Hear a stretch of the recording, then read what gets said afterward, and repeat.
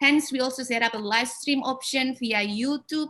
Hello all who watch this from YouTube. I hope it's already live.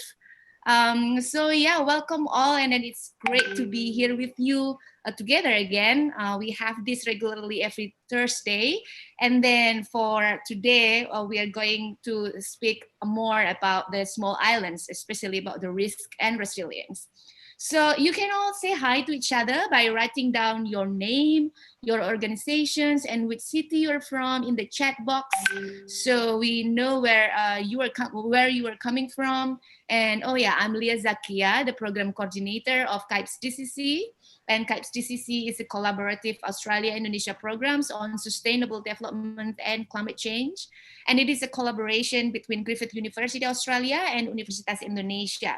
Also partnering with other universities in Indonesia, such as Universitas Hasanuddin in Makassar and the others. And the collaboration have several components. The first component is the research collaboration on climate change and sustainable development. We focus on the 4 themes. First is the impacts of climate change on planetary and human health. And the second one is sustainable landscape management. And the third one, energy transition and carbon pricing. And the fourth one, which is we are now, is increasing the resilience of small islands in Eastern Indonesia. The research collaboration component aims at enhancing the science to policy principle. Therefore, we have included various stakeholders to the research, national and local government, private sectors, NGOs, and communities. The second component is the capacity building. The third one is student mobility between Australia and Indonesia, which is a bit tricky at the moment. The fourth one is the high-level dialogues and the series of webinars. And so today's event is under that component.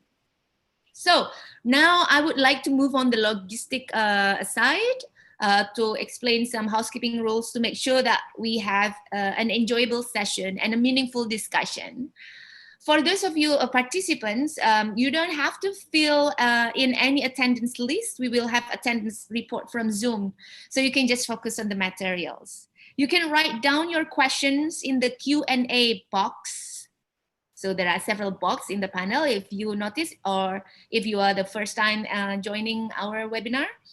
We usually receive a lot of questions. It is challenging for us to answer all, but we will do our best. Make sure that you read the existing questions first before you write down your own, just in case it has similarity with yours. So you can just upvote it by clicking the thumbs up icon. For you, the viewers, you can also write down your questions. Our team will move it to the Q&A box in the Zoom to ensure that it can be seen by other participants in the Zoom and then can get upvoted. The chair will focus on the most popular questions with the most upvotes, or the most relevant to the discussion at that moment. And the presentation materials can be downloaded in our Google Drive account. We will share the link at the end of this webinar. And information about the request for certificates will be shared in the end of the webinar, so stay tuned. We also have a polling, so I hope that you all can fill in that polling and participate in that, and then we can share the result later on so that we can understand, what the participants are thinking about several questions that we post on the polling.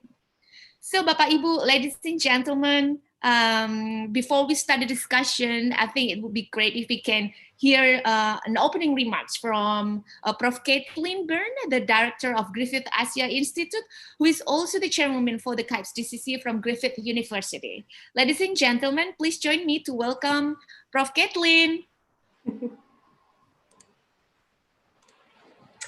Hi, Leah. I can't start my video. Yeah, now I'm asking you to start the video. Perfect. It should be there at the moment. Thank you. Selamat pagi and selamat siang for those of you who are, whether you are in the morning in Indonesia or the afternoon in Brisbane. It's really fantastic to be able to welcome you to this, our 8th webinar, hosted by the Collaborative Australia-Indonesia Program on Climate Change and Sustainable Development. And really what I think we're trying to do through these conversations is share our own experiences, share our perspectives, share best practice, and talk about the challenges that we both face from Australia to Indonesia and elsewhere around our region and across the globe in terms of working together towards a sustainable future. So today in our 8th webinar, we're really focusing in on small islands. It's interesting as I sit here in Australia, you know, a large island continent, to be thinking about the impacts that are being felt on small island communities and small island habitats all around the world.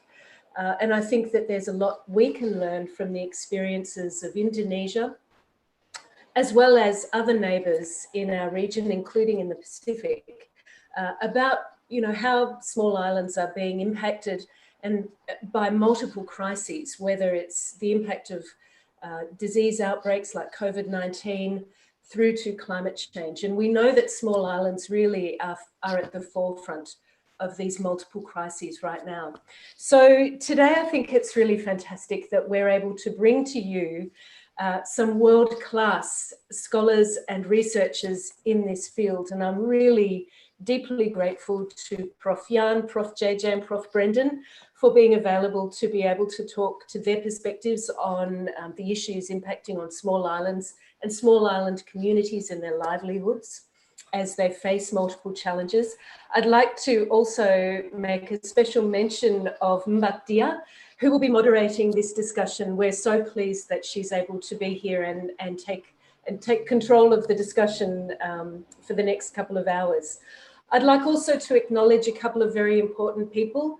Pak Rahmat Witula, our patron, who I hope is watching on YouTube, but also Prof Yatna Supriyatna from UI, our colleague in partnership and collaboration. And we're so glad that we're able to work together with some really fantastic scholars and colleagues at UI and at Hasanuddin University as well. Finally, a huge thanks to Leah and Hendika for pulling all of this together. And a big thank you to you in our audience. We're just so thrilled that you're able to join us. So Leah, if I can hand back to you to get things started. Thank you very much and enjoy.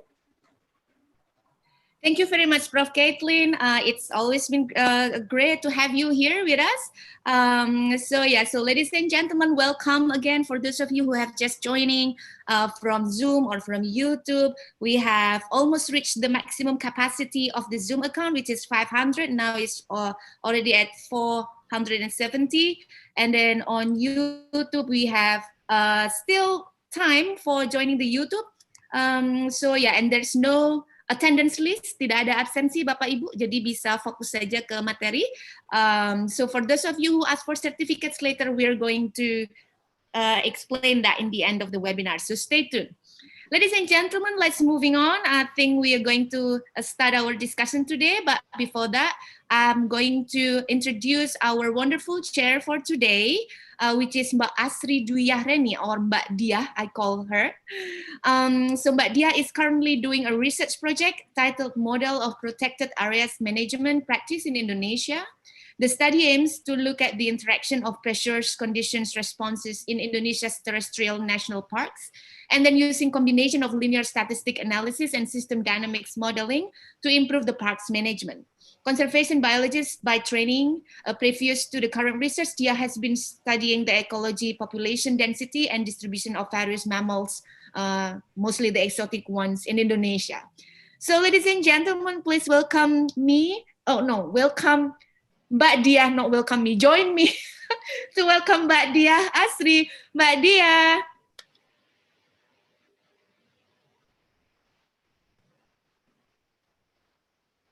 Video, yes. Now you can start your video. Okay, thank you, Mbak Lia. Thank you very much, everyone, participants. I saw many participants from Eastern Indonesia. So good afternoon for people there, friends and participants from Eastern Indonesia and Australia. And good morning for participants and friends from the Western part of Indonesia. Thank you. My name is Dia and I will be your session chair for today's webinar. And this will be the 8th webinars of CAIPSDCC and will be the first of the final of the 5th of the 5 themes, which is about adaptation in small islands in Eastern Indonesia. As we know, Indonesia has more than 17,000 islands, which most of it is small islands. And in terms of climate change, of course, small islands are the most vulnerable. And we believe that it will be also the same cases that will be vulnerable to other crises, such as the current COVID-19 pandemics. But unfortunately, small islands almost always receive small attentions as well from both the government and the public. So today, it is a very good start for all of us to pay more attention and focus in the problem faced by small islands, especially the ones in Eastern Indonesia, and find solution to those problems. Join us today, three professors, all experts on the topics of risk and resilience, to share their knowledge and experience with us. Let me introduce them. The three professors, the first one will be Professor Brandon Mackey. He is the director of Griffith University Climate Action Beacon. He is also coordinating lead author for IPCC 6 Assessment Report Working Group, Impacts, Adaptation and Vulnerability. He has a PhD in Ecology from Australian National University and has published more than 240 academic publications in the fields of climate change, impact and adaptation, ecosystems and biodiversity, and land use policy planning and management. The second speaker is Professor Yan Sopaheluwakan. Professor Yan is a senior researcher and advisor on interdisciplinary research group at ISER UI. His research interests mainly in the field of disaster risk management, sustainable development, natural resource, and environmental resilience. He studied geology from ITB, Bandung, attained master degree from International Institute for Geoinformation Science and Earth Observation, Netherlands, and PhD from Vrije Universiteit, Netherlands. He was a deputy chairman at Indonesian Institute of Science, or LIPI. He was a founder and chairman of International Center for Interdisciplinary and Advanced Research in LIPI. He published journals in various international publications. And our last speaker will be Professor Jamaluddin Jompa. Professor Jompa is a marine ecologist by training with considerable research experience on coral reef biology, marine biology, coral reef bioprospecting, and coral reef ecology and coastal management. Vast number of international publications and books produced in collaboration with international researchers and organizations. Professor Jompa also accomplished his master degree at McMaster University, Canada, and PhD at James Cook University, Australia.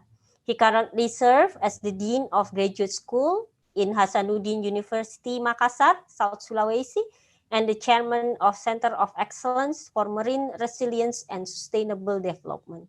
During his career, Professor Jompa served a number of strategic positions, such as Director of Research Development Center for Marine, Coastal, and Small Islands of Hasanuddin University, as well as Chairman of Scientific Advisory Group for National Coordinating Committee of Coral Triangle Initiative. That's our three speakers for today, all very expert and have lots of experience on the topics. But because we only have a short time to discuss such an important topic, I will invite the three speakers to do all the presentation first. Each speaker will have around 10 to 7 minutes to finish the presentation. And after that, I will open the question and answer session. So to short the time, I will invite Professor Mackey. So please, Prof, time and place is yours now. Thank you. Thank you very much for all those introductions and kind words. I'm very pleased to be here speaking to you today from the southern end of the Gold Coast City in southeast Queensland, just north of the Queensland-New South Wales border. Let me share my screen, and I think I need permission from our facilitator to... You've already have the permission, Prof. Thank you. And hopefully in a second, my PowerPoint will start appearing.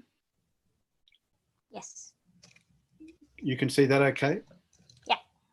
Great.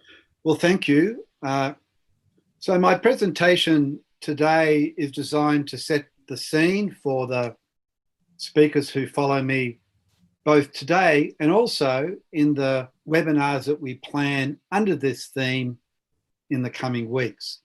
So I'm going to provide with some introductory comments on some fundamental concepts around risks, climate risk and other risks and resilience in the context of small islands.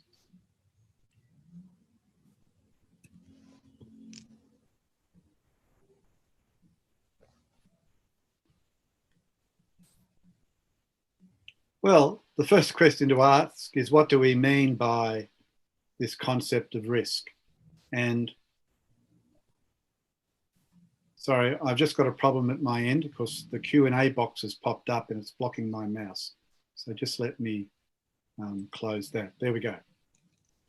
Well, risk is a very important concept in our modern society. And the simplest way and the standard way of thinking about it is the likelihood of something happening and the significance of the consequences of its impact. So a risk might be considered a very minor risk if it's unlikely to happen and its consequences are low. If the event does happen, if there is an impact, we don't really care much about it. A risk is a significant risk, and a risk we really need to prioritise in our planning if it's very likely to happen and the consequence of it is high or extreme. So that's what a conventional risk assessment would do. It would identify the likelihood that something bad will happen and the consequences of its impacts. But whenever we talk about risk, we need to ask the question, risk to what and from what? So the Intergovernmental Panel on Climate Change has presented this conceptual framework for risk, where we have to think about risk to what's called a valued asset. It's something that we care about in terms of three factors. First of all is the hazard, the kind of hazard that we're concerned with, the exposure, the thing we have a value, its exposure to that hazard, and the vulnerability of the thing we are concerned about, how vulnerable it is to the impacts from being exposed to that hazard. So when we talk about, for example, climate change hazards for small islands, what are we talking about? Well, we're talking about an increase in what I would call normal climate-related hazards, i.e. a change in the frequency and intensity of extreme weather events, including fires, floods, heat waves, and droughts. Climate change can also bring about new climate-related risks to a region that region hasn't experienced before. For example, I know some areas of the South Pacific are now experiencing much stronger and severe seasonal droughts than what they have previously. And also with global climate change, there's this overall what we call slow onset warming. The globe is just heating up. Overall, the temperatures are getting warmer and warmer. But in addition, we need to consider what I call indirect climate-related hazards. As the climate changes, all sorts of things changes. There can be an increase in vector-borne diseases. There can be an increase in waterborne diseases. These can be the consequence of climate change. We know climate change through global warming causes sea level rise. And as we get sea level rise, we can get increased, depending on the geomorphology of the coastline, increased coastal erosion. We can get increased coastal inundation and increased contamination of our coastal groundwater and soil resources. We know that greenhouse gas burning is also, which is driving climate change, or the burning fossil fuel, which is causing the climate change, is also causing the ocean to acidify, and global warming and ocean acidification are collectively changing ocean currents and their chemistry. And all of the above has flow-on effects to our ecosystems, marine ecosystems, terrestrial ecosystems, and associated agro and agro-aquatic productivity. And if we think about the types of assets that are at risk, assets, I'm just using the term here, the English term assets, to mean all the things we care about, but they can be risk to built assets, or assets what we call arising from capital works, property, buildings, roads, bridges, facilities, structures, mechanical installations like power stations. There can be risk to community health and well-being, as I said, for example, from declining agricultural productivity, ecosystem productivity, or increase in vector-borne diseases. There can be direct impacts on ecosystem integrity, the ability of ecosystems to continue to function healthily and deliver on the benefits that people require. There can be risks to governments in terms of stranded policies. Governments invest in certain activities which are highly exposed to these risks. And they can also disrupt an agency's ability to deliver services and implement its programs. And also, and this is another kind of risk, when we try and adapt to intervene to manage a risk in one area, we can actually create unplanned and perverse outcomes in another area. So this is why I was pleased to hear our chair takes a systems view, because we need to understand how what we do in one part of the system affects the other. What do we mean by vulnerability? Well, there's two parts of vulnerability. There's susceptibility and adaptive capacity. So if we look at climate change impacts on a local community on a small island, it could be that those people experience a very low level of economic development. For example, their traditional livelihoods could be suffering, and they could be experiencing great poverty. And so they're very susceptible to any impacts. The other side of the coin is, you like, adaptive capacity. So we know that local communities on small islands have traditionally been highly resilient. They've had a lot of adaptive capacity to adjust to changing circumstances, that local wisdom. So the more susceptible a community is and the less adaptive capacity it has, the more vulnerable it is, and vice versa. But of course, climate change is just one of a suite of risks that our small island communities and our small islands now face. There are non-climatic natural disasters, tsunamis and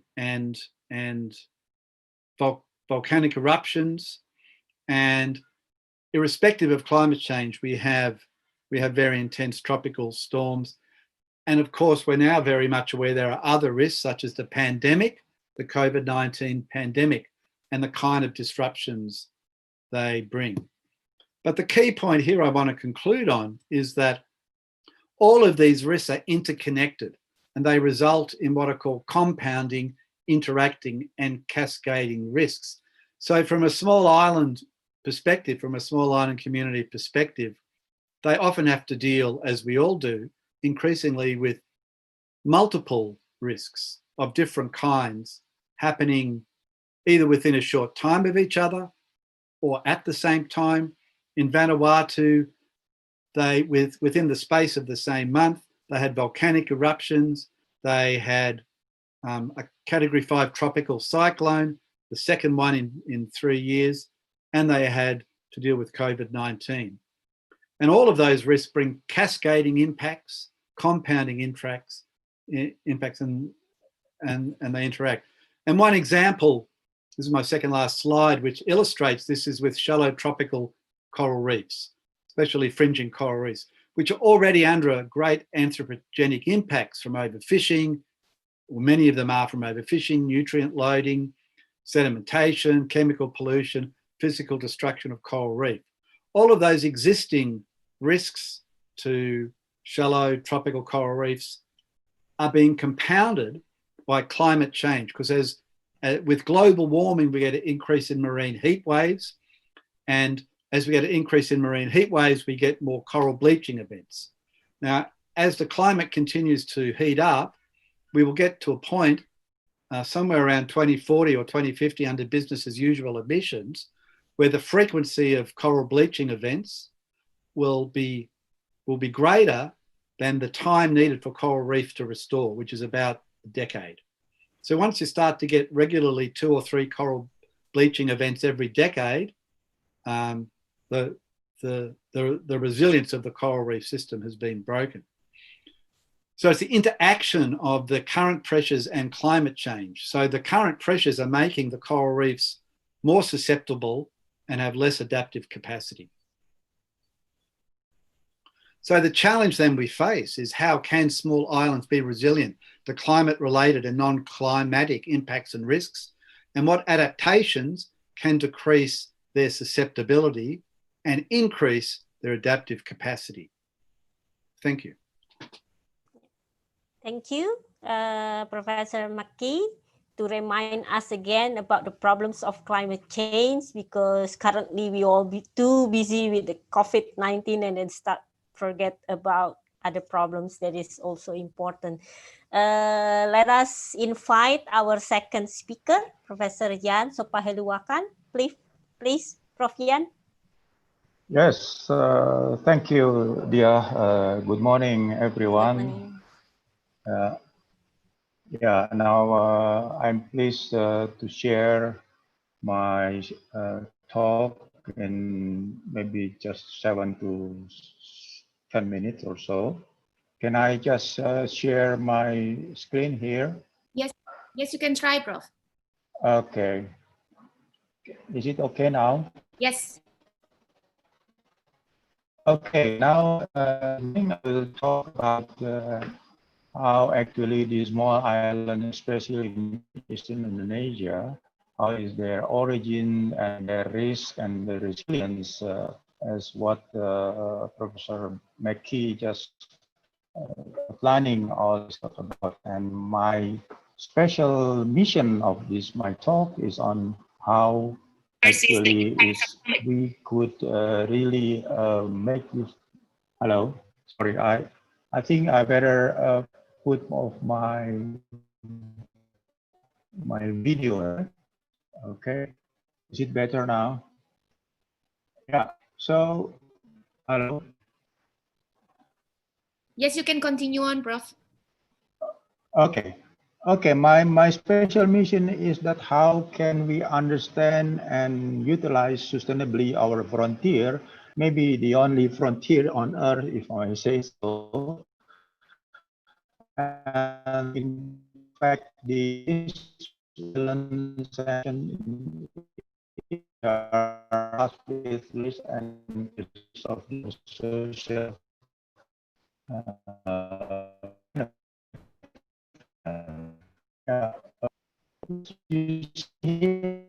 I'm using all the small in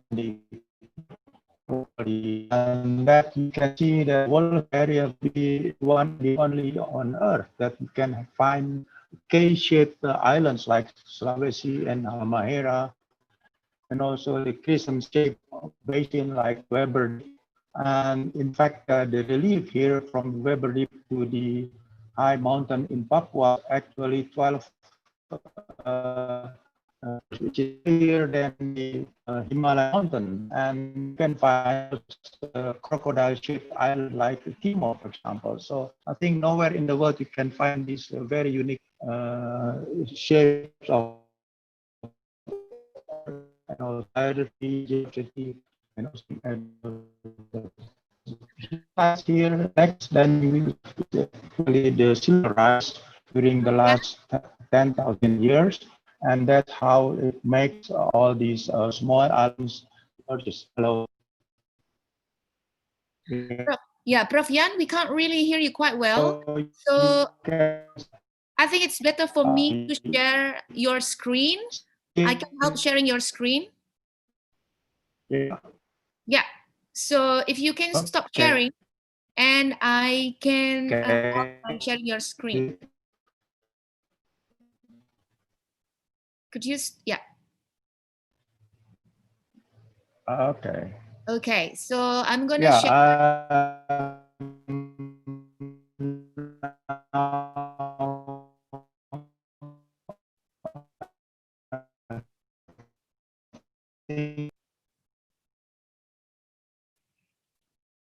Okay, hold on. So, Mbak Dia, could you see the screen here? Yes, I can. Yes, Yes. okay. So, Prof. Yan, you could continue making presentation. You just cue me where, when should I hit next? Prof. Yan, are you still with us?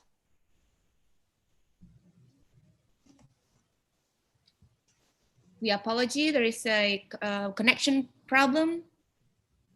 Prof. Yan, speaker is off. Can you turn it on?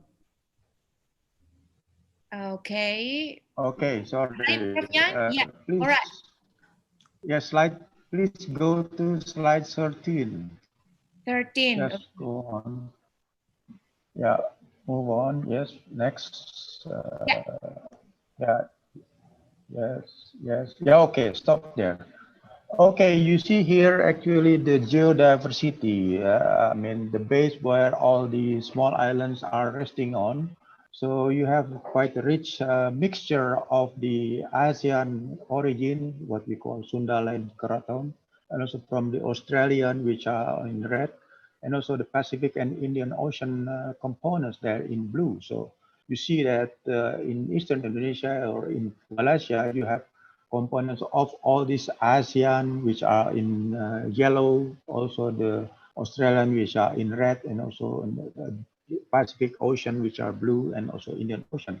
So this makes actually how rich and how diverse is actually the nature of the Eastern Indonesian small islands, which are resting on this. So next, please. Yeah, so in the next slide, you will find that how actually, yes, the active tectonics, so the Earth is still living in Eastern Europe. You find the lines which fault lines, earthquakes, so creating following tsunamis. So red dots are where the full are. Orange the active faults, which also connecting related with the earthquake and some Orong, so faults, some Sula, and some next Lia.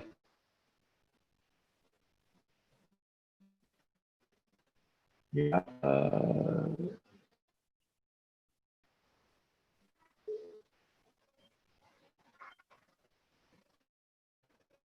Can you move on to the next slide?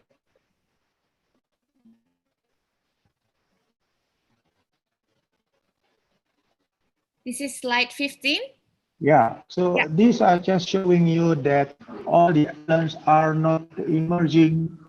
Now just move back one.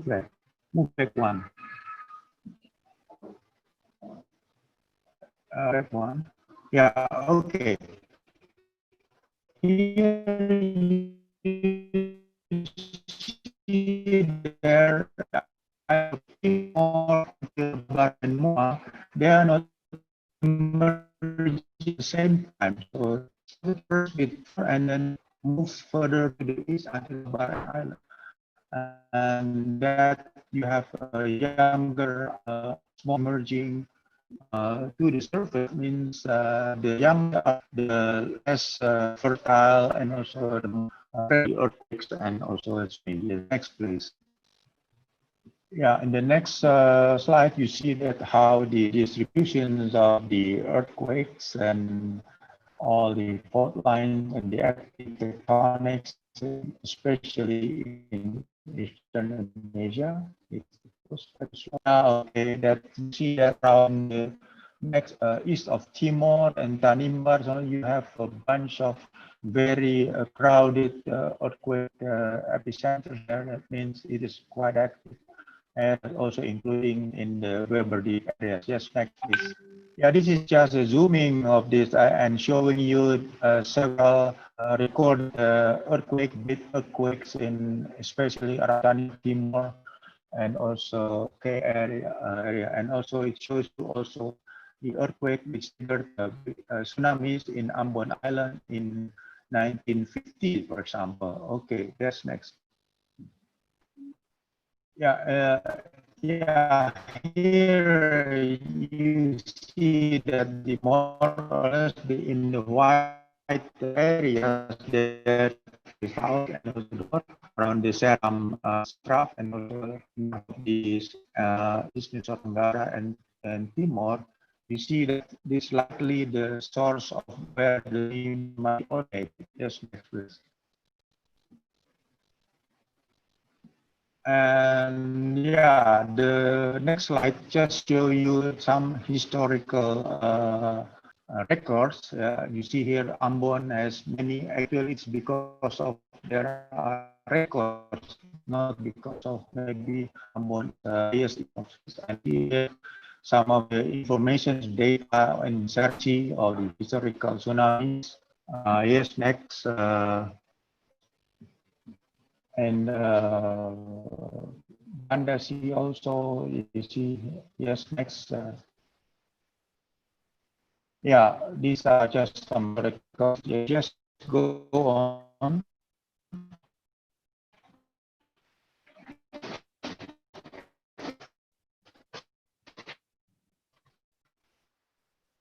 Some of the greatest of the world, for example, as Jesus 98, Matthew, and these are showing you the possible source of the tsunami or near us.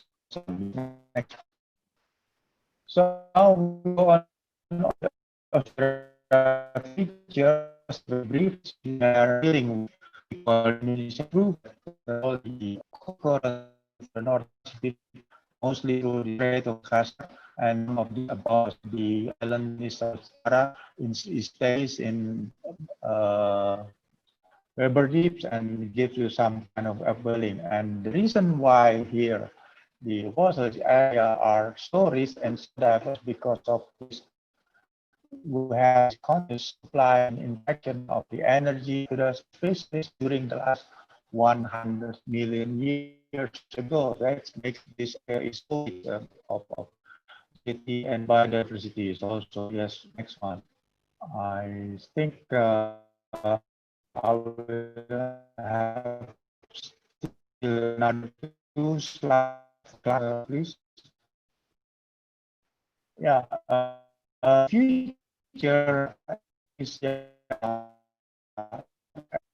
you see what change our 2020s, is the last quarter, so the Earth, the first quarter of the year there in Eastern Asia, and you see here there will be kind of future climate changes because of the warming of the air temperature. Next, changes in the precipitation.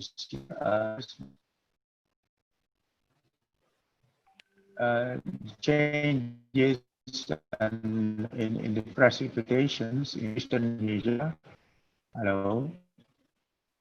Yeah. Okay. Especially here in January and February, you have more precipitation than normally, but during month in the mid-year, less in the Indonesia around was area. So final my conclusions and summarize of my talk about the fisheries and Eastern Indonesian islands, which is composed of these earthquakes, tsunamis, volcanic eruption, and so on, pandemic, as mentioned. Mackey and you see now we have quite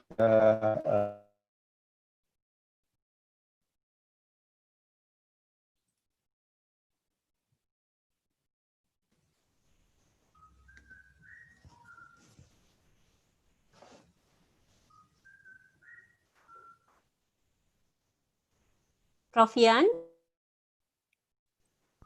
are you still with us? Yeah, okay. Prof. Yan's time is also up, so Yes, yeah. Okay. Yes. Yeah, because Prof. Yan, I think have difficulties on connection, but his time is also up. I think we can invite Professor Jamaluddin Jompa now to start the presentation. Please, Prof. Time and place is yours. Prof. Jamaluddin. Yeah, thank you.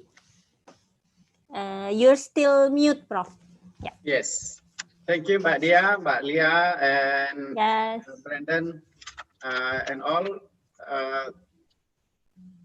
First of all, I'm so happy that we are connected to many places and also to Australia and all around the world. Especially my happiness because we are talking about small island from Eastern Indonesia, where I'm coming from. I'm now sitting now here in my office in Hasanuddin University. Allow me to share my screen. I hope my voice is not is good enough, Mbak Asri, Mbak Dwi. Yes, very good, Prof. Okay. Great. Then allow me to share my screen.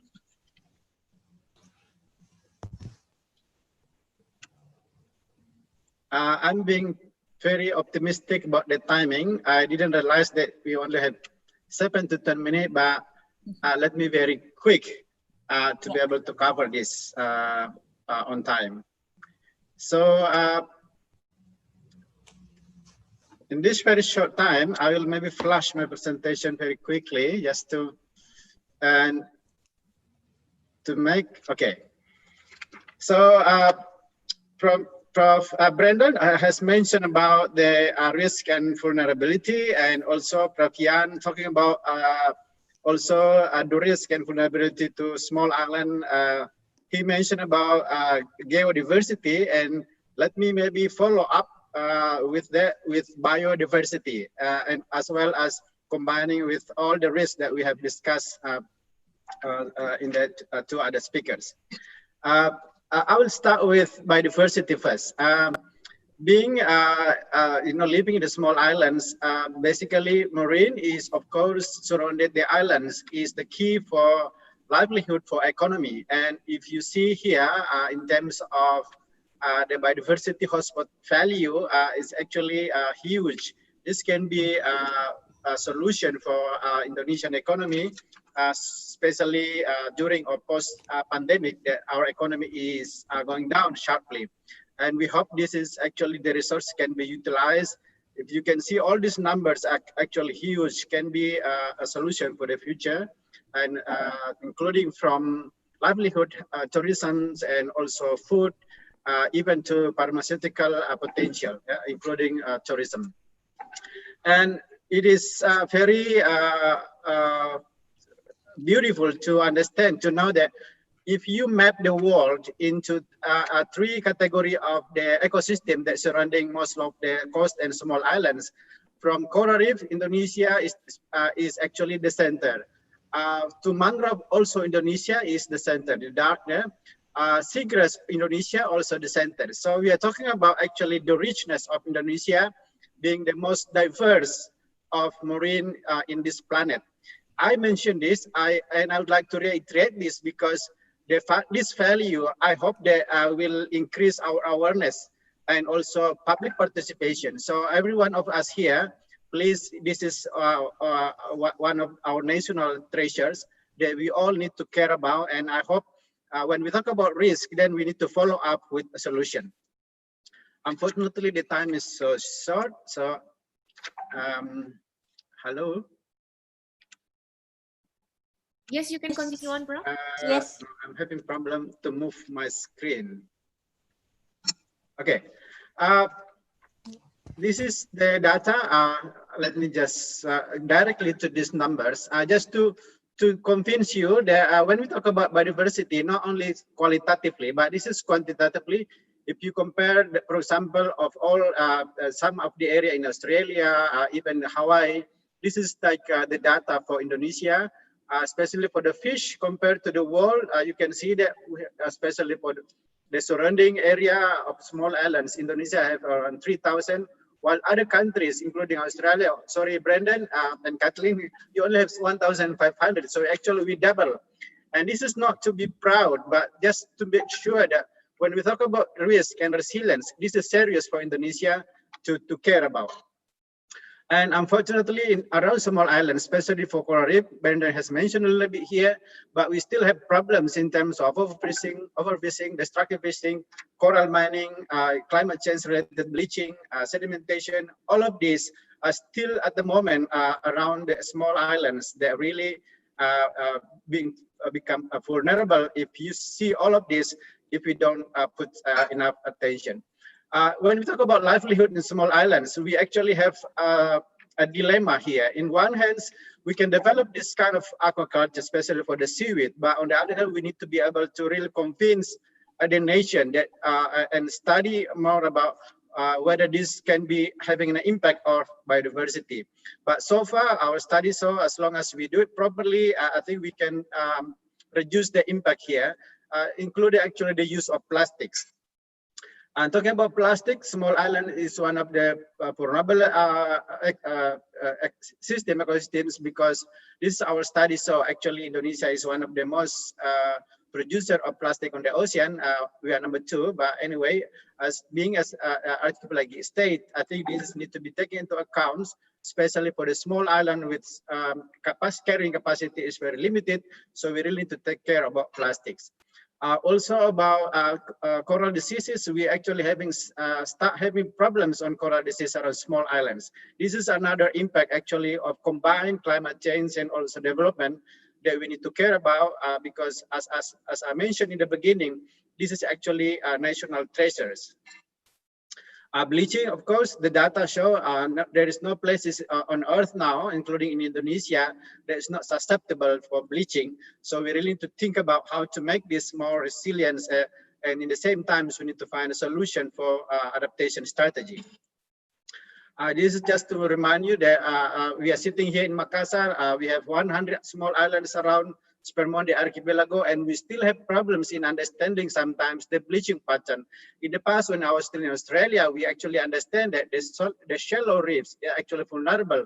But now we found out in Spermonde, actually the deeper reef actually more vulnerable to the shallow reef. This is phenomena that we haven't really think about how to resolve this question. This is just the picture. All of this, including the problem for ocean acidification, and also the use of this fish, which is supposed to be renewable and sustainable if you manage it properly. But the data show that we really need to think about how to manage properly, because most of these colors actually still red and yellow, which means actually we are on the problems in managing these resources. We have challenged how to manage these groupers, very high value reef fish, can be up to $50 per kilogram, which is very good for economy. But somehow this needs to be managed properly, because the data show that the grouper population in around small islands become decreased, and we need to really use science to be able to resolve the problem, because this is they need to have size limitations properly managed. This is just an example. Also, a lot of actually what you call fish that very high value, especially for ornamental fish. This can be up to $60 per fish. But again, because unproperly managed, some area actually are already depleted. Many other resources that are being utilized by small islands peoples really need to have attention from any one of us to be able to optimize the economy, but at the same time make sure that we are not ruining the sustainability. And there is a way of doing that. We don't need to say don't touch, don't do anything, don't exploit it, because this is renewable as long as we understand the science how to properly utilize them, including the a bit controversial selling corals, exporting corals. Actually doesn't need to be worried too much as long as we understand about the biology of this coral. We can actually propagate, we can actually culture them, because we don't need to, only proud to have biodiversity, but we need to convert it to economy. And also we have social challenges, including people who are actually fishing all over Indonesia, and this is something that we need to put our social scientists how to work together to be able to make sure that all of these fishers who go around can be managed properly, for them to be able to fish on the right time, on the right place, and with also the right management strategy. So this is my kind of last slides. The challenge there here when we talk about biodiversity is we don't want to think about biodiversity alone, but we also need to think about people. Unfortunately, when we talk biodiversity, lie on the eastern Indonesia, but on the same time, the poverty line also in East Indonesia. So we have a double burden here. In one hand, we need to protect the resources in Eastern Indonesia, small islands, but also we need to protect the people at the same time. So I think I would like to make this quickly. We need to be proactive in solving the problems around small islands. This is just an example that a lot of coral reefs in small islands in East Indonesia already experience this kind of phenomena where corals cannot grow anymore because the recruitments fail because of the substrate is not properly, cannot be properly accommodate any more recovery. So in this situation, we need to have technology, science technology, to be able to overcome this kind of problem proactively. And we would like to have participation from publics, from any, if you are part of the private sectors or even like BUMN or any agency or any personal, please, NGOs, we all need to work together to be able to resolve these problems. This is just an example from Mars that I would like to acknowledge that they actually develop very good strategy to recover the reefs. So our message, my message and our message is we really need to have a lot more effective change. The problem is there, our small islands and ecosystem around is very vulnerable. So we need to design this, and we need to piloting to be able to really replicate this all over Indonesia to be able to resolve our problems. So that's my presentation very quickly, and please let's work together. And I'd like to acknowledge many people who in my team so far and helping to prepare this project and also this presentation. Thank you, Mbak Lia, and I will stop my presentation share. Okay, thank you, Prof. Jamaluddin. Thank you, Prof. Jan and Prof. Brandon. Thank you for the very interesting presentation, although it's very short, but it's very packed and deep. Let's start with question answers now. As you can see, we have around 20 questions now, but some of it is very similar. So I will read the question and then ask one of the speaker to answer, but the others that I'm not mentioned can also reply, answer to that question. So because I will combine several questions which is similar, I'm not going to read the name of the participant who has that question. The first one may be for Professor Brandon Mackey, because Professor Brandon is the first speaker. There is a questions about species or wildlife that is also vulnerable in the small islands environment, especially in the Eastern Indonesia. So the question is, in terms of climate change and other risks that already explained, what do you think we should do about species extinction? Yes, well, thank you for that. Apart from the human, yeah. Yeah, thanks for that question. Well, you know, the immediate threats to those species are the ones that Professor JJ spelt out in his presentation. So again, we need to be doing now what we can to to mitigate those risks. Right? So the immediate threat to those local endemic species on the many small islands are the kind of impacts that Professor JJ was talking about. And the solution there really gets down to providing communities with the capacities and with alternative income streams that enables those pressures to be removed. If we do that, then we give those ecosystems and species, we reduce their susceptibility, and then we increase their adaptive capacity in the face of climate change. So that also helps address the climate change impact problem. But, ultimately, the climate change problem is only solved when the world stops using fossil fuels and shifts to clean energy sources. And so we flatten the curve. We flatten the greenhouse, not the COVID curve, the greenhouse gas emission curve, and we start to limit global warming, because that's what our coastal ecosystems need. They need us to be flattening that curve. But in the short term, we can deal with the current human pressures, and that will increase the adaptive capacity, the natural adaptive capacity of those ecosystems, and also those communities.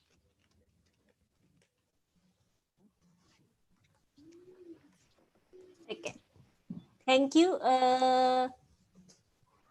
Is Prof. Jompa or Pak Yan have more answer to it?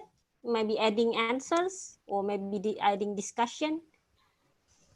If not, I will continue to the next question.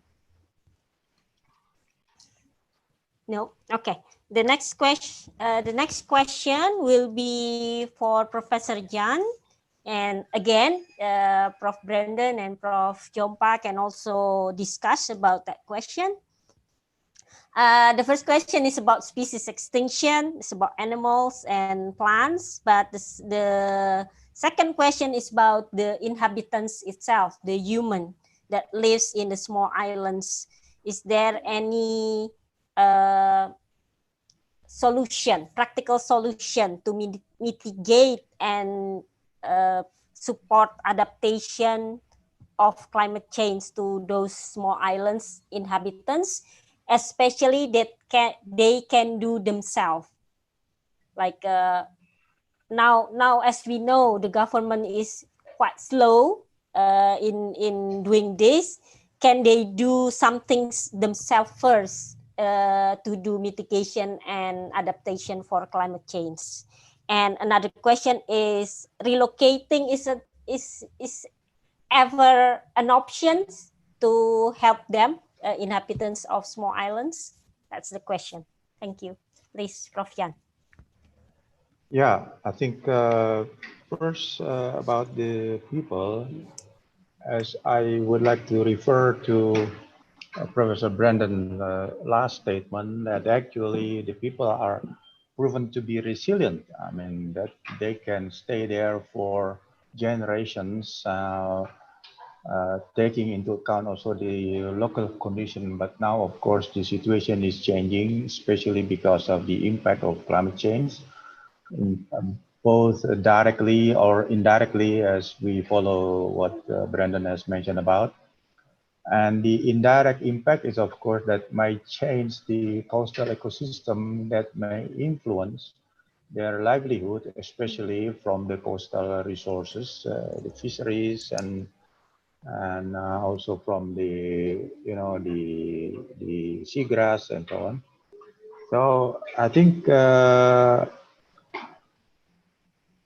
because the extent of the small islands are also limited, I think we would have to find some other, what do we call that, sources of income. But the point is, normally what we are often failed is not producing commodity, but it's on the access to the market. So I think especially to these small islands, I think the isolation problem have to be overcome first by having this overcoming the isolation, I think then whatever they produce, the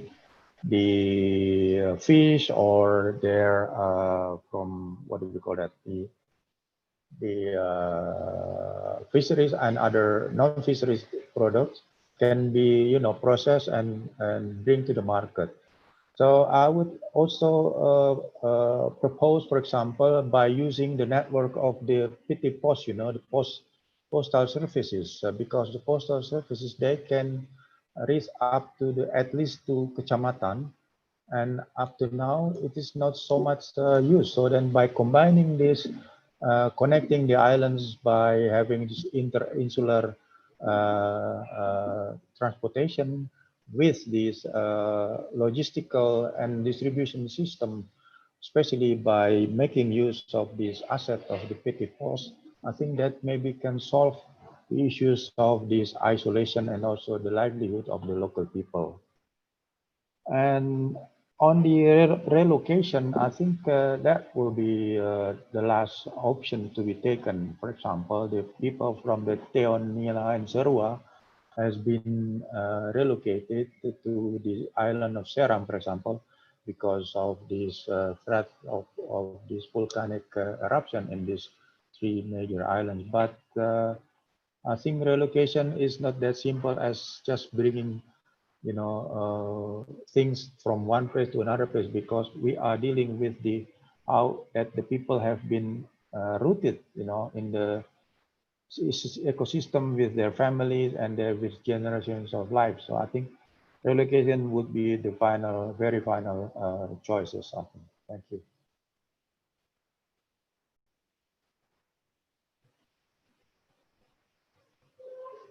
Thank you, Dia. Oh, sorry, Dia. Yes.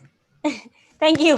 Thank you, Prof. Is there any addition from Professor Jompa or Professor Mackey to that question? This Not was yet. about, Okay.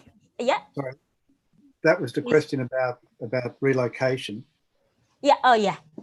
Is there ever an option to relocate people for adaptation or mitigation of climate change? Yeah, well, I put an answer to that in the Q&A. Okay.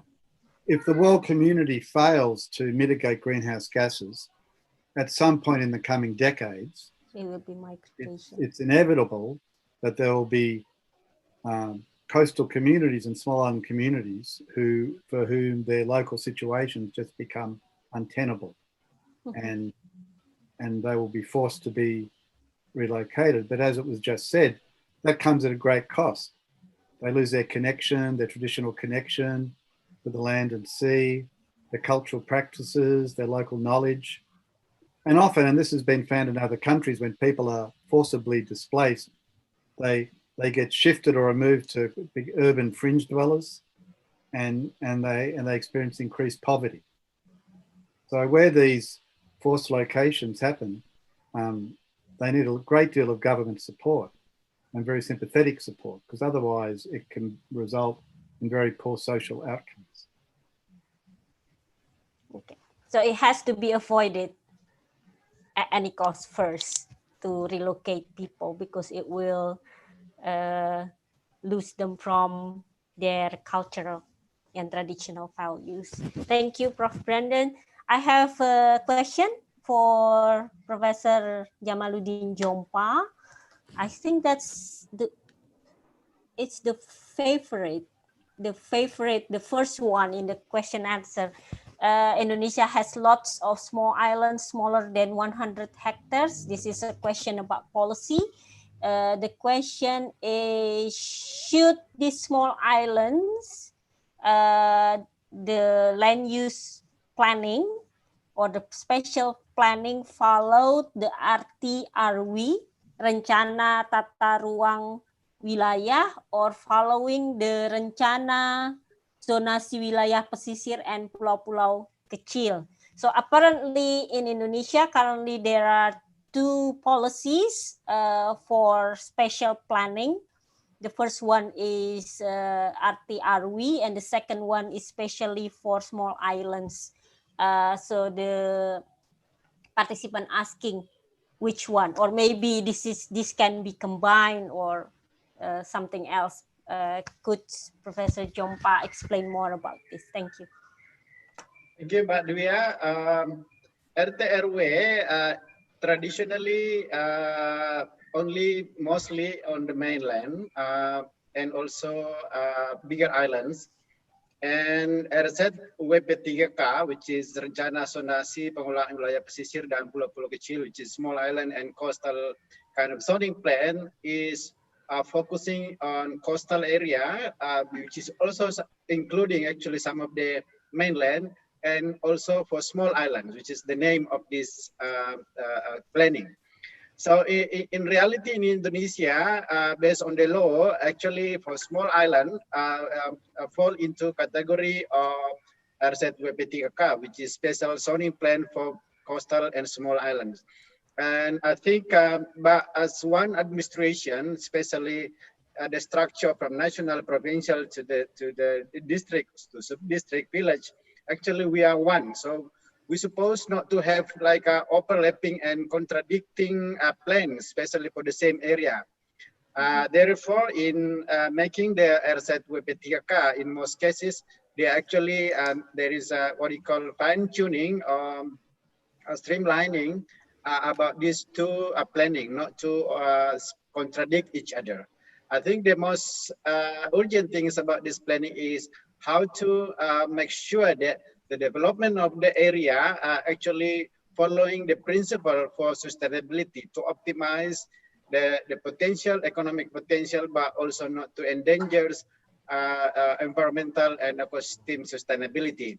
And of course, the people has to be, the center, the community, the society has to be taken into account in this planning. Not to displace just because of there is a planning better economy, but we need to consider all aspects on this planning. And so far in the planning of RZWP3K is quite accommodative in terms of public participation. They're actually having a lot of public discussions to ensure that we listen to what people think and we actually formulate the plan as best as possible to harmonize all the interests. In many places, we have contradicted, potential contradictive use of the same zone or surrounding zone or vicinities. That's why we need this planning to be able to harmonize all of these uses. Yeah. So I think that's my short question. A lot of explanation and examples, but we might need to have another time for this. I just give you one example.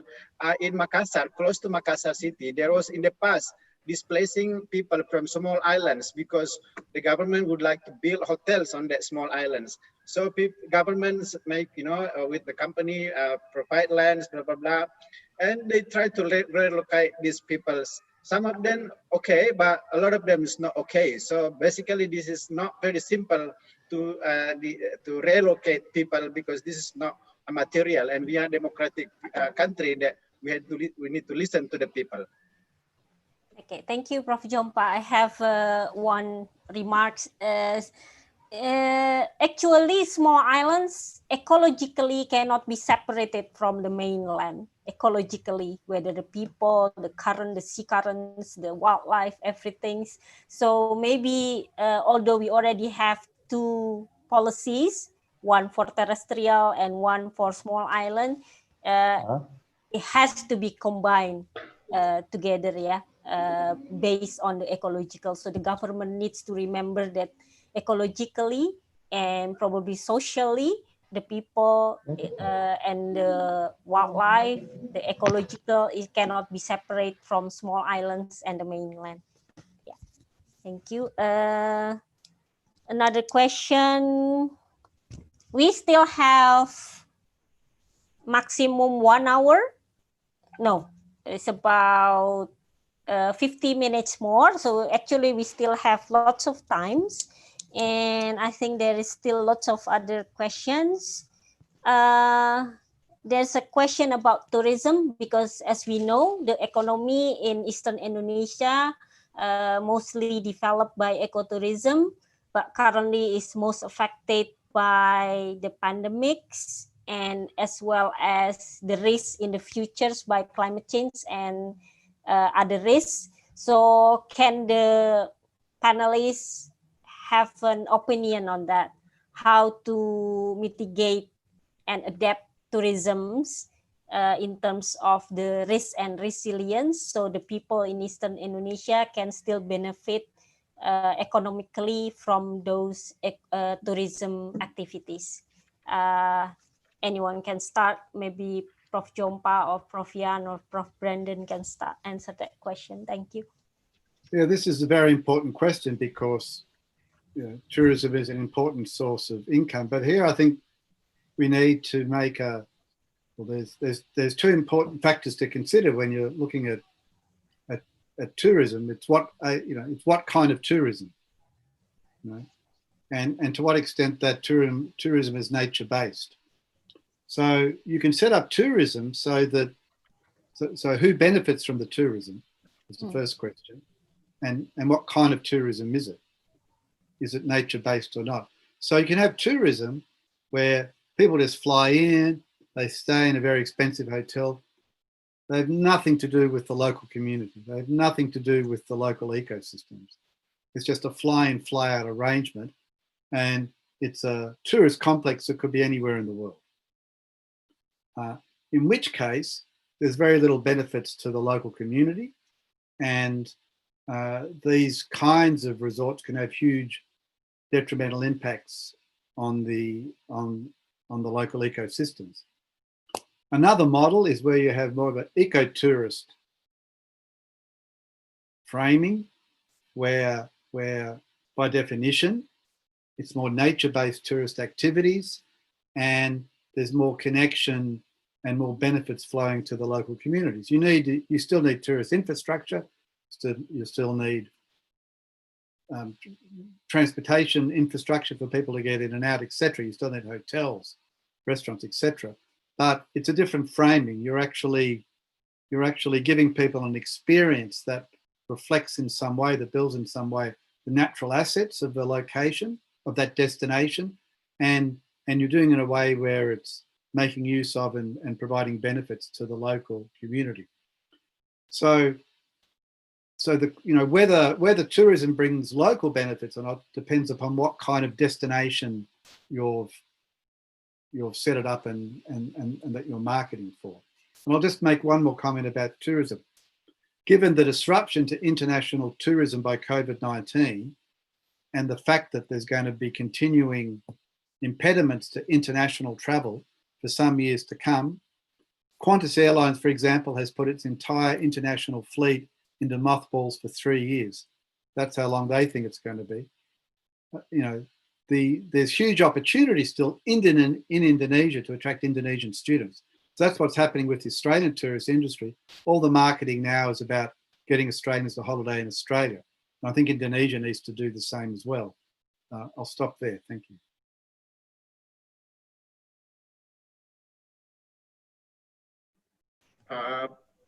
Duvia?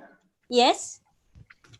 Just to add a little bit more, for small islands in Eastern Indonesia, many of these places are really has been rely on tourism for their local economy. For example, Raja Ampat. Yeah. We actually, first of all, as I explained in the beginning, that Indonesia is very sexy, especially for the Eastern Indonesia small islands for tourism, because most of the tourists would like to go to the hotspot. No?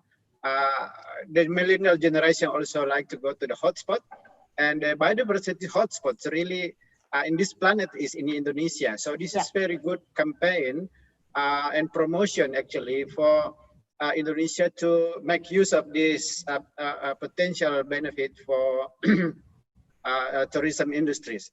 However, as Brandon mentioned, I think we need to be careful not to allow this tourism to forget about local community benefit. That's why we need to develop carefully and strategically what we call community-based tourism. And I think there is always room for making this to happen, to really engage the public participation, not only for social activity, but also in terms of business cycle. We need to engage them in all aspects, and not to create social jealousy by, for example, ignoring the locals and importing people from outside only because professionalism considerations. So what we need to do is to develop capacity of the locals also, not to be just a watcher or spectators. They need to be a players. As I mentioned in the beginning, one of the slides, that we don't want to maintain this graph, the higher biodiversity, also the poorer people there. And I think this is a trap if we don't develop tourism properly. I think during this pandemic, frankly speaking, many of these small islands who rely on tourism industry in the past, as Brandon mentioned, has started to figure out how to change their livelihood. And I think we need to be able to be resilient in making this also tourism industry. In the case of this kind of pandemic, then they need to be able to have alternative incomes to be able to stay, live, and for their livelihood. Thanks, Divya. Yeah, thank you, Prof. Jompa. The next question, I think, still linked with the last one about tourism, because it's talking about people, but it's also talk about the theme, the risk and resilience. Can local knowledge, local or traditional or cultural knowledge of the people in the small islands can be used to solve the risk and resilience problems in terms of climate change and other problems that already mentioned? What do you think? Is there any experience from Indonesia or Australia that prove that local knowledge or traditional knowledge already used to increase resilience of people in a small islands area? And what about linked to that, what about social resilience? Can everyone explain? Maybe Brendan first, or Prof. Jan can explain about that. Thank you. Yes, I think again I would like to just underline the statement of Brendan that basically the local people or local inhabitants, they are already proven to be resilient for generations, and that's why I think that develops what we call local wisdom or traditional wisdom, which actually it sounds very discriminative. I mean, their wisdom is just wisdom, you know. There is no local, there is no traditional or there is no modern, because what we refer to modern wisdom is something to do with the large scale or industrial scale or whatever this, which actually that brings you to this extraction of the natural resources, including the devastation of the environment. So when you take, for example, the case of Maluku or Papua, they have what we call Sashi tradition or knowledge, what it call, and that actually it's something, or it has a lot to do with the sustainability and also resiliency. But then because of this so-called modern wisdom or modern knowledge of taking the whole things up for the industrial scale, for the consumption, global consumption, and that of course the fish, in this case, fish resources is limited. So then that's why now the fishing practice is going deeper and going smaller, But then if we take this, what we call now, this pandemic, has taught us the wisdom that actually we go down back to the bottom of the Maslow, this rank, that we have to be resilience locally, produce locally, and consume locally. That's something like. And secondly, of course, by making use and scientification of the so-called traditional wisdom or local wisdom, we can, upscale or making it larger scale production. So in a way that it is sustainable and resilient, than for export, because our fishery or mining or timbering, that's the very primitive practice of extracting the resources. They just take it or cut it or dig it, and sell it, That is why I think, aquaculture in this case, for example, when you're talking about the small islands, is a must, is something that we have to do it, by making use of the local wisdom and use it according to what Jamaluddin Jompa call it as carrying capacity, because of this very rich and diverse endemicity of the resources. So I think from now onward, we shouldn't make use or say about traditional wisdom or modern wisdom. It's just wisdom, something like that. Thank you. Yeah, thank you, Prof. Prof. Jompa, is there any addition to that? Yeah, I just wanted to add another side, and the flip side of Prof. Yan, which is good to understand that this wisdom also developed in some area and some society and community. But on the other hand, a lot of also reality, they actually kind of culture shocks. Many of these fishermen in the past has no experience with climate change. We had survey 3-4 years ago. We asked about coral bleaching, and they actually they are not ready with this new problems. Yeah, when we talk about pollution, plastic pollution, they have no experience in the past. So there is no kind of wisdom that adapted to this situation. Even in some islands and coastal area, they actually just throw plastics on their yards, and because for them plastic is no problem, it is modern kind of lifestyle. They don't do it because they don't care, but they just don't understand. So many things we need to also make sure that this small island people, coastal society, they need education a lot more than maybe we thought, in order to be able to make them more resilient toward many of these. So social resilience is actually really a good word, but we need to also put education. Another example is diving.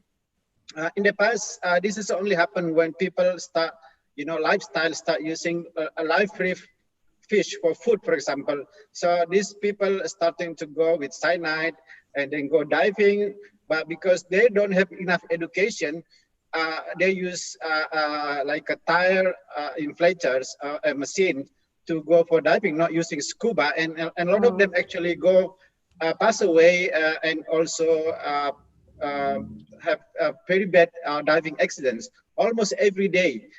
People from small islands reported about, they got this dive bands and many other diseases.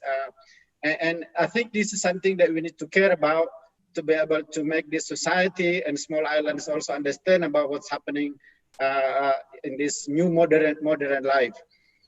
So back to that one, I think we all, as part of this planet, we need to be really care about all of this as a one society, one planet, so that we can strengthen the social resilience, not only for small islands, but from us, from individuals. For example, just give you one example of the plastic, which is really reflecting our responsibility, maybe with family, society, government, and so on.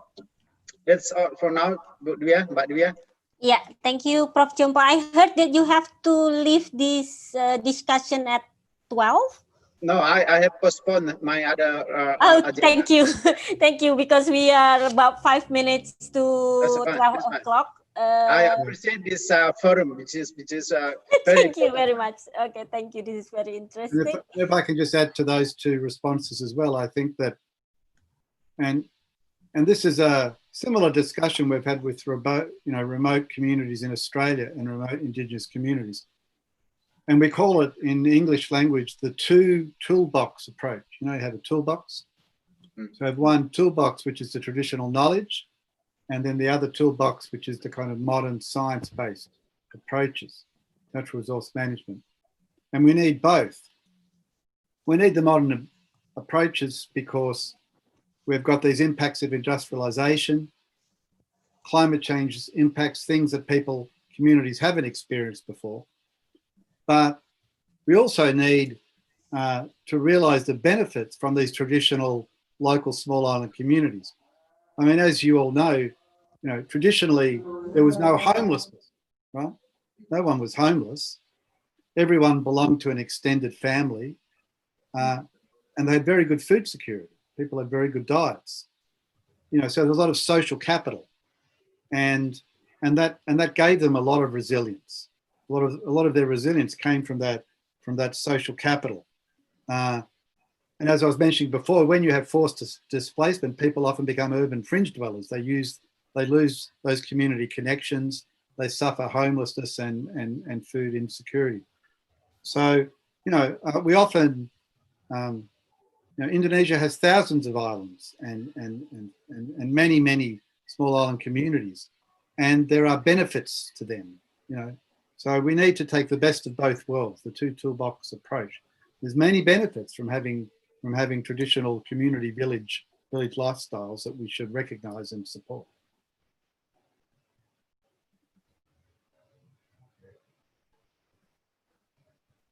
Thank you.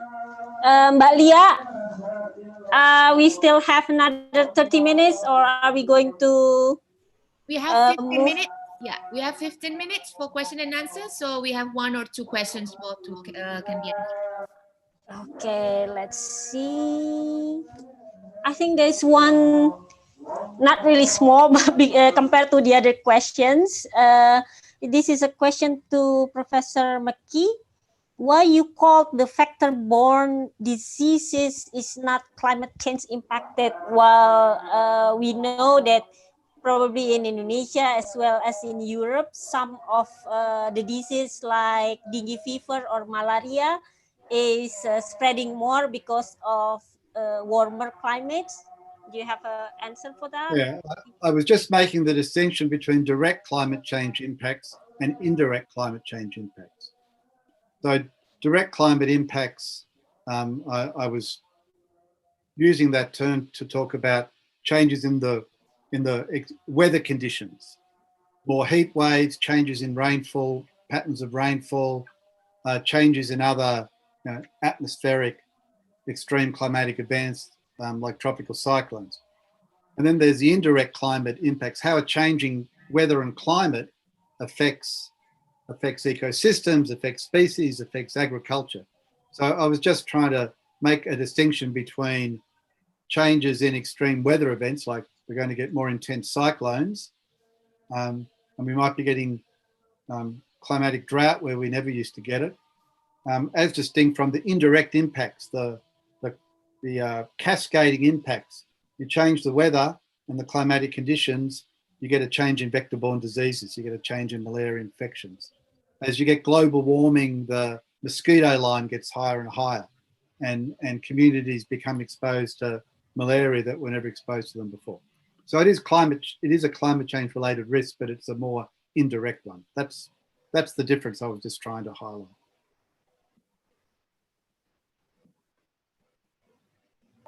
Thank you, Professor Brandon. Yeah, there's one last question. Probably this is especially for Professor Jompa from Eastern Indonesia. Can you explain to us about how the small islands in Indonesia is facing the COVID-19 pandemics?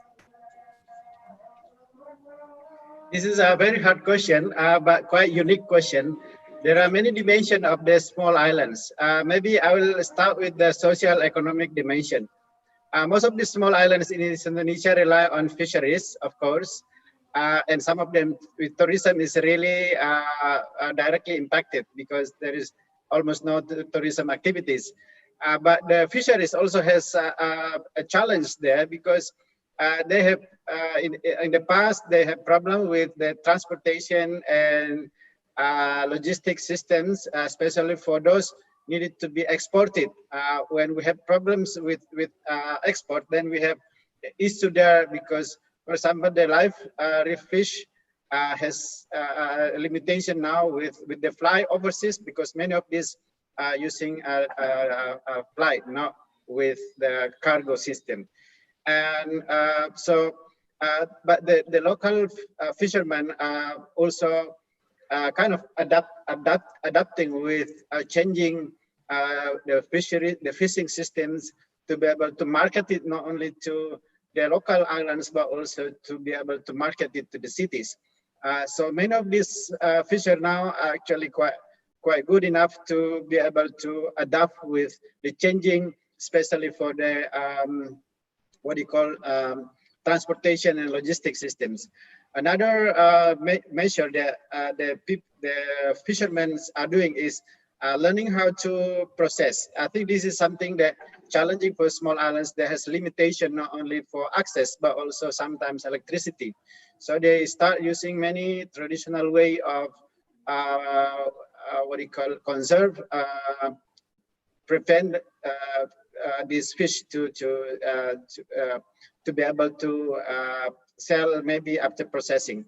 But another good example related to pandemic is with good information for many of these small islands. Actually, they are also quite good in maintaining their islands. I give you an example in Spermonde, close islands here in small islands. We have about 100 small islands scattered around west south coast of Sulawesi, and only few of the islands actually has COVID-19 infection. And I think this is also kind of a way of isolating the virus in society. And the islands, I don't want to mention the name because maybe this is a bit sensitive, but the islands dominating all of these out of 100 islands, because maybe 1 or 2 are being infected, and I think they're having problems in localized within the house, yeah, because they lack of facilities, of course. But in other islands, quite strong enough that has zero COVID-19. But again, I think in terms of adaptability of these small islands, in terms of economy, I'm quite positive that because education is starting to get better in small islands, I think the new generation in the future will be able to have a better adaptation with this modern life. Of course, they don't have facility for hospitals, and of course they don't have enough maybe what you call protecting equipment for COVID. But I'm sure they start to understand how to stop spreading this disease somehow.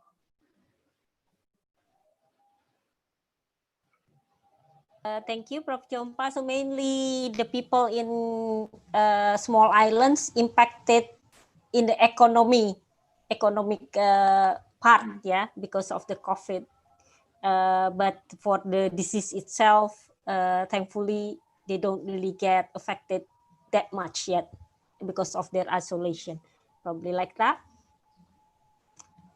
There's one more question. This is about gender in an effort to increase the resiliency of coastal communities. So the question is, how important is it to consider the aspect of gender in an effort to increase the resiliency of coastal communities, and in which way do you think would be effective to inform and influence national and international policymakers to support the integration of gender aspect of this subject? So from this morning, we haven't talked about gender, so this is one. What do you think about gender aspect on risk and resilience mitigation and adaptation in small islands? This question is actually for Professor Brandon Mackey, but Prof. Jan and Prof. Jompa can also answer. Thank you. Yes, thank you, and thank you for the question. I mean, I think it's very well established, and the evidence is very clear that sustainability requires that we address gender, the roles of genders, the role that genders have to play in addressing these problems. And of course, at a local at a local community level on small islands, women have a critical role to play. So, I think that all the solutions, going forward need to recognise this and ensure that women are fully involved in the decision making and in the identifying of options and solutions going forward. Prof Yan, do you have any? Yes. I just want to add, Brandon, about this. At this moment, the Ministry of Village and Development of this region, as well as also Ministry of Social, in terms of in view of this COVID, they have relatively, what do we call, sufficient funds through what we call the BPNT, Bantuan Pangan Non Tunai, and also the BLT, this cash loan, cash kind of grant, and also they are in the process of also strengthening through what they call BOOMDES, the what do we call village-owned company, something like that. So I think institutionally, and also because I'm afraid that their focus is mostly on the urban areas and also villages which are, for example, in Java or other islands which are accessible by this transportation or by telecommunication. So I think they should also give maybe more attention to these small islands inhabitants, especially through this by combining also by the gender bias program, including also to alleviate the problem of stunting. I think this is the time now because now the government has allocated a huge amount of funds, especially in combating this COVID.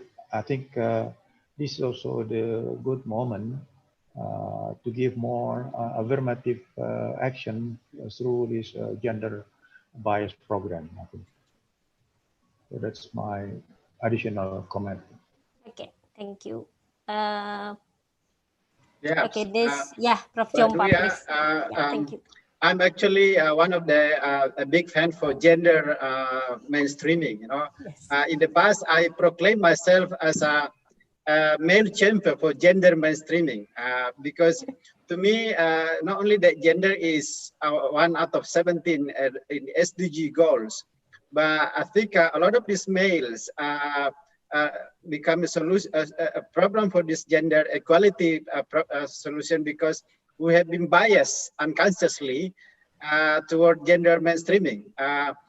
And I think we need to maintain this gender equality, not only because we have the same kind of right, but this is actually a solution, a strategic solution for many problems that we have, not only in society, but also in the economy, in coastal society, and even in the big cities. We need to move actually seriously to achieve these goals, especially for including Eastern Indonesia. I think a lot of things to say about this. I even think about one day we need to talk about especially for gender equality programs because this is a serious for Indonesia and for around the world, how to really make the world harmony with gender equality programs to solve many problems and also to improve our sensitivity and our consciousness.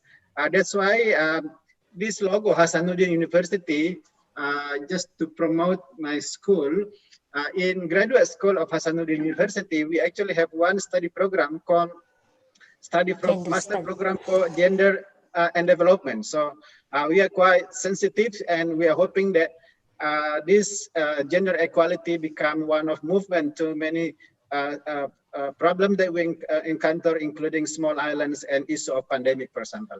And also, as I've mentioned, Pak Yan, about the resilient society, about stunting, the Indonesia still have 35%. This is about education for young mothers, and maybe, this is all about our awareness, and hopefully this become, not only we talk about it, but we make it reality in our life. Thank you. Yeah, Thank you, Prof. Jompa. I think we come to the very final question. This is interesting and very current. The question is the adaptive capacity to the climate change should be directed to a new normal, and how we should do it? All three of the speakers can answer that. Thank you. Is the adaptive capacity to climate change should be directed to a new normal, and how we should do it, the most practical things?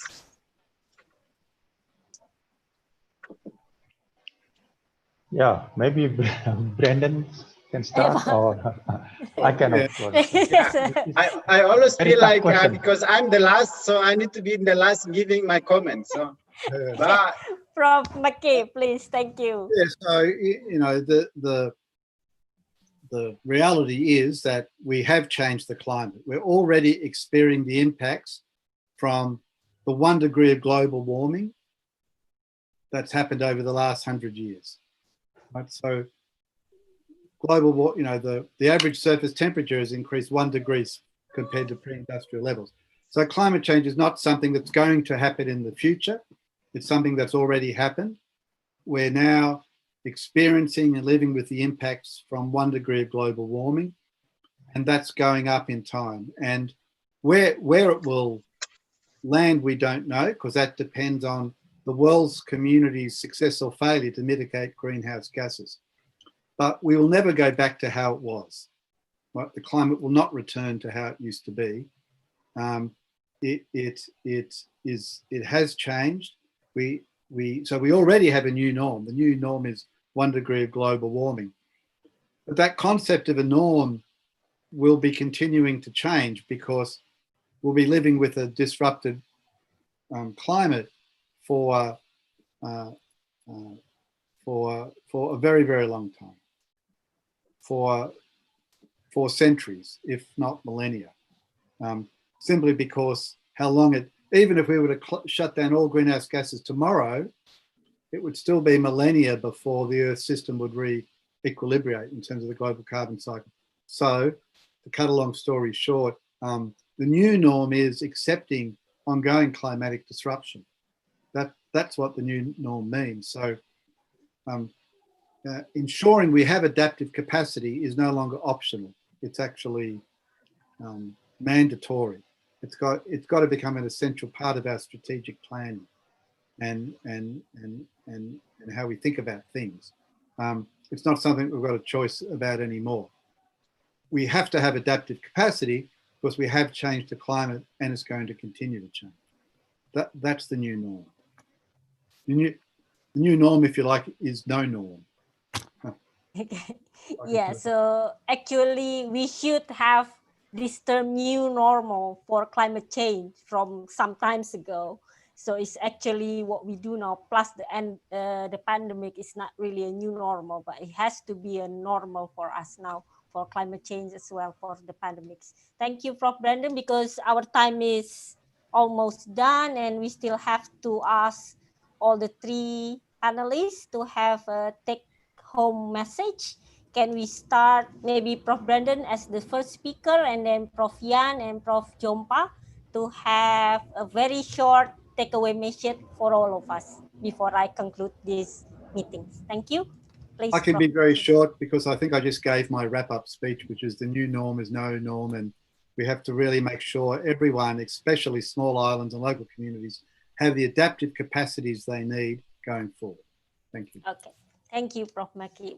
Prof. Yan, please, Yes, your takeaway message. I'm just wanting to raise this paradox, in the sense that small island is our future frontier, and also our future, maybe last resort of our, civilizations and whatever resources. But on the other hand, small islands are also vulnerable and fragile against this, especially climate change. And the climate change may also reveal new viruses, maybe that release from the South Pole or Northern Pole. But you see that the future Eastern Indonesia will be warmer also, That's what the climate model says. So I think we should live in times of paradox, not only uncertain, but also we have to deal and can should develop also the capacity to adapt to this kind of paradoxes. Thank you. Thank you. Prof. Jompa, please your Yeah, takeaway but message. we are all participants, wherever you are. I think when we start with pandemic situation now, and we connect it to climate change, please remember this is also due to somehow with climate.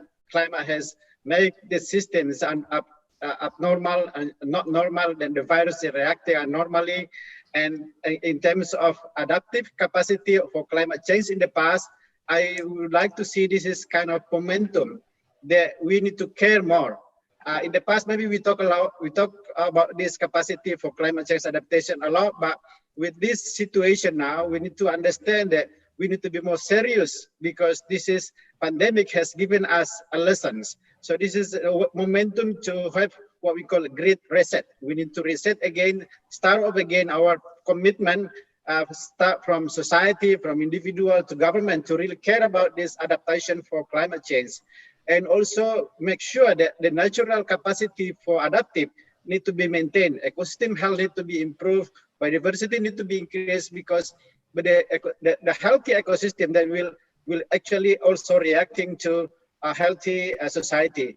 In the end, we need to create what we call planetary health. The planet has to be much more healthy, not only related to this virus, but also especially related to climate. So I hope this is actually a good lesson for us to act more and to commit a lot more our energy and also our thought, our capacity to be able to resolve this problem together. Thank you. Okay. Thank you. Thank you, Prof. Jamaluddin Jompa, Prof. Yan Sopaheluwakan, and Professor Brandon Mackey for very important information that you all share with us. Before we say goodbye, I would like to conclude, like reading the conclusion for today's very interesting topics. So Indonesia is not immune to global problems, which is include climate change, plastic pollutions, pandemics, and other problems in the world. And also, even with that, we are in Indonesia are more vulnerable due to our geographic and spatial arrangement. We are an island nation, surrounded by the seas, and sometimes it makes us more vulnerable. And apart from that, Indonesia has its own problem as the ring of fire nation, which is make us always in the brink of earthquakes and volcano eruptions. And all those problems faced by Indonesia now has forced this nation to have a special solutions that I can gather from today's discussion, especially practical solutions that can be done by local inhabitants in those small islands. The first one is encourage again local custom, especially that are environmentally friendly, and it should include gender roles because sometimes women is more important on those customs. And the second one is the local should start, if they haven't, they should start making ecological improvement to their own islands, like maybe planting more mangroves, saving coral reefs and things like that. And then they should do better economic practices. For example, more environmental or ecological friendly in fisheries, not using bombs anymore. And then they, in the area that depends on tourism, they should develop their own community-based tourism. Another one is to increase their logistical network because in pandemics problems like now, logistic is very important. Pak Yan mentioned about using postal services. Indonesia has a very good postal services that currently not really used anymore. So we have to encourage to do that again, to be used more on other logistic physical, not just mail or simple service like that. And then increase the also very important is to increase knowledge and information from the modern knowledge to the locals. For example, about plastic pollution, so they should start to understand that plastic is not good, and so they can start to go back to their traditional customs, which is more environmental friendly. And then new normal, what we call new normal, it should be a normal now because it's very linked with climate change and the pandemics, and all these interconnected problems should be faced when we can treat it as a normal. And then as that's for the locals and for us as the common community, but for the government, it has to be follow policy on sustainability and always put in their minds that small island is not isolated, but connected ecologically and socially to the main island. And the last one from Prof. Jompa is research. We have to do more research, especially collaborative research between academia, government, and businesses, as well as local in Indonesia, nationally, locally, and internationally, such as what we have done now with CAIPSDCC with Australia. So thank you. That's all from me. I will return this to Mbak Lia as our host. Thank you very much. Thank you very much, Mbak Dia. Please, everyone, give a round of applause for our panelists and also chair today. So this is online, but we still can clap our hands right at home. So yeah, it was great discussion, and then we cover almost half of the questions that are posted there. So apology for those of you whose answers are not questions are not answered yet, because we have limited time. But hopefully we can meet again in the next webinar, and then if they're somehow connected, you could raise that question again. So now I'm going to share the result of the polling. Hopefully you can all see that in the Zoom, and I'm going to also share my screen to show you the result. I've already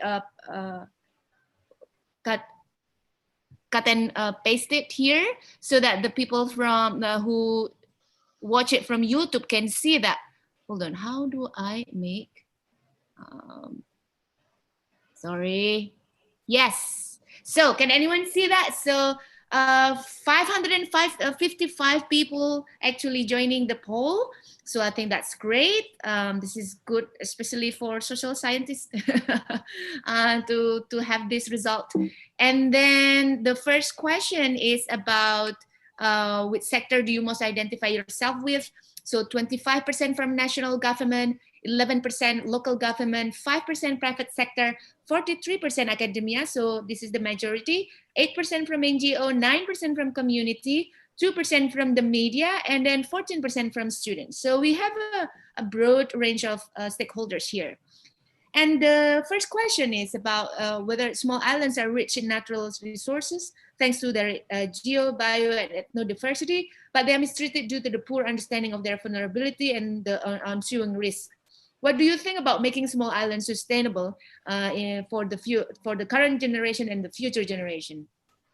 12% say that we need to continue the present way of exploiting the resources and environment on behalf of economic growth, and 79% say that change the development paradigm by applying the right-sized conservation policy by giving the affirmative policy and actions to the people and the land as well as ocean environment. And then 9%, I don't know. So this is question by Prof. Yan. So that's a good response, Prof. Yan. We have 555 people answering to that question. And the second question is Maluku, known for centuries as being spice islands, now a giant oil and gas field, has been discovered and ready to be exploited. What do you think of making these treasures for local people? 6% said we need to lift this issue to the central government. 79% said bring the local people up in the priority list as the beneficiaries, and 15% said develop downstream industry out of, I need to read the remaining one. Hold on, it was cut off. Oh yeah, develop downstream industry out of the modern one. I think that's the answer, yeah, Prof. Yan. So 15% said that answer. So yes, that's the result of our Zoom, our polling. And then now I'm going to stop sharing.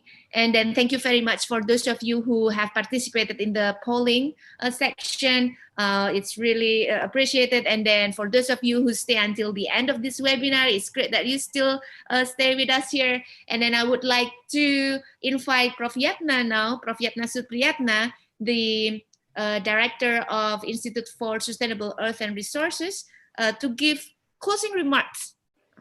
Prof. Yatna? Yes, Leah. If you can start your video right now. Yeah, but your screen still. Okay. Yeah. You see me? Yes, we can see you fine. Okay. Thank you. First of all, I like to thank Prof. Kathleen who introduced this to webinar. The secondly, of course, that Professor Rahmat Titular, the honorable, that and the CAIPSDCC. The third one is also to the speakers. You know, all these very important speakers. Professor, of course, Brandon Mackey, the expert, member of the Griffith University, but also the climate change expert, and of course Prof. Yan from UI, who has been very important. He's a geophysicist who really explaining about the nature of Indonesia, especially with 17,000 islands with 6,000 inhabitants. That is very important, the largest archipelago. And then, of course, that Professor Jamaluddin Jompa, my friends, who really come from the Eastern Indonesia and who is really discussing about the biodiversity. I like his statistic, you know, because of Indonesia superpower on the natural capital. And that was really the important. We are the largest archipelago, but also the superpower of natural capital. So we really need to be bio-based economy in the future, as he suggested. Then I think the discussion is a very well reached to many discussion, especially, of course, the traditional wisdom. We have 700 to 1,000 tribes. So they're in this small island. Of course, they are our competencies. Beside, of course, we are also the difficulties and challenge after this. The second one is also the very important discussion about the traditional wisdom. Yeah, and the third one is also about the plastic, was mentioned by Ibu Dia as moderator, who are very, very good capturing all these things. But remember that Professor Jompa said about this plastic. We are number 2 right now, the plastic debris. Maybe in the 2030, the people said that it'd be more plastic than fish. So that was really alarming for everybody's. And the discussion about the tourism. I mean, I think last webinar, we are hosting the tourism. I think this come back again with the tourism. It's a very important during the pandemic. And of course, they are everybody now. How do we recover from that pandemic? Especially the tourism in small island is one of the income generating for the communities. And the last one is really, I think it's the last webinar, they're about the One Health system. I think they're discussing about health which is the not health on a people, but also the ecosystem. So the One Health system we're discussing about this in UN is also about the One Health and also One Health of planet, which is ecosystem plus people. So that is really my closing remark. Hopefully the next webinar will be very interesting. So Balia and everybody can also mention about the next webinar. Thank you very much for everybody. Thank you very much, Prof. Yatna. So yes, Prof. Yatna is right. So we are still continuing our regular webinar every Thursday. For next webinar, we're going to focus on the impact on ecosystem and biophysical of the small islands. So stay tuned. We're going to have a lot of discussions about coral reef and other ecosystem, also involving how do local communities resource sustainable water for resource water sustainably, for example. So it's going to be a great discussion. And then we look forward to meeting you again for the next webinar. So for those of you who asked for how to get certificates, I think Handika has already posted the link on the chat box. So you could fill in the form to access for the certificate, because some of you might not need it. But for those of you who need it, you can fill in your information in the form provided there. And then for those of you who want to get access to all the presentation materials for today, you can do that by clicking the Facebook account of the Institute for Sustainable Earth and Resources, UI. There you can find a link to our Google Drive, and then you can download the presentation materials. And if not, Handika have already put as well the link to the Google Drive directly for those of you who don't have Facebook account. So you should be able to see that. Oh, there is an error link, I think. I think Handika is now trying to fix that up. So please be patient with us. So thanks again for all the panelists. Prof. Yan, Prof. Brandon, Prof. JJ, and then Mbak Dia for wonderful sharing today. Prof. Yatna, who is here until the end, and Prof. Kathleen, who unfortunately has just left. So thank you very much for all of you. And then most of all, for all the audiences who stay until the end, and then for all your enthusiasm, your great questions. I'm sorry we can't answer all of them, but hopefully you will stick with us, and then see you next week for the next webinar. Bye. I'm Leah Zakia from CAIPSDCC, and Handika is here as well. If Handika can show his video, please. Maybe the participants want to see you, because Handika has been really great in communicating with the participants as well. So thank you again. So see you next week. Bye. Terima kasih Bapak, Ibu semuanya. Terima kasih. Ya. Kapan ketemu lagi nih Pak Yan? Ya Pak Jompa. Kapan kita kopi darat ini? We have from all over the Pak Jompa. Kapan makan bakso lagi nih? Iya. Kalau kita ke Makassar nih. Ditunggu. Ya, ditunggu ke Makassar. Ya. Terima kasih. Yeah, kita ada peserta. We have participants from India, from Australia, from Indonesia. So we have actually reached other countries as well. So this is great. This is the ones that posted their information there. Maybe I missed some other participants from outside of Indonesia. And then there were a lot from the Eastern Indonesia. So terima kasih Bapak Ibu. Dari wilayah timur Indonesia banyak sekali, dari Papua, Maluku, pulau-pulau yang saya harus cek Google itu di mana. So thank you so much for joining. It's been a great pleasure and then also educative as well. Mbak Lia, pernah bayangkan nggak kalau rencana atau punya rencana untuk stay one night in each island, then you need 40 years to be able to complete your journey. In Indonesia, right? Yeah. Wow. So don't try it. Like there are also islands that are not really comfortable to stay with, like the very small ones. No. itu di mana? Can I share the Thank screen? you so much for joining. Ini a great Oke. pleasure. Saya pamit ya. Makasih Thank you, Prof. Prof. Yatna, Oke, Prof. Yan, sama-sama. ya Mbak Dia, Iya. dan Andika dan semua. Oke, Assalamualaikum. Terima kasih atas waktunya, Waalaikumsalam. Prof. Bye. Iya. Bye, Prof. Yan. Terima kasih.